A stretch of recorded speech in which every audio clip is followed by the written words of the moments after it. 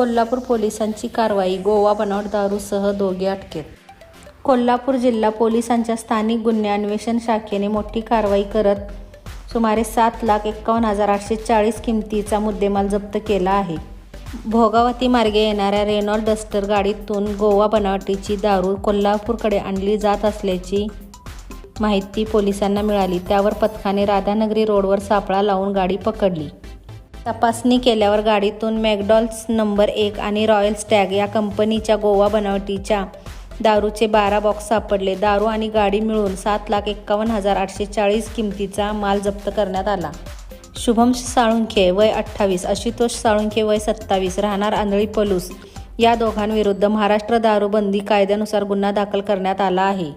ही कारवाई जिल्हा पोलीस अधीक्षक श्री योगेश कुमार गुप्ता यांच्या मार्गदर्शनाखाली पोलीस निरीक्षक रवींद्र कमळकर आणि त्यांच्या पथकाने केली.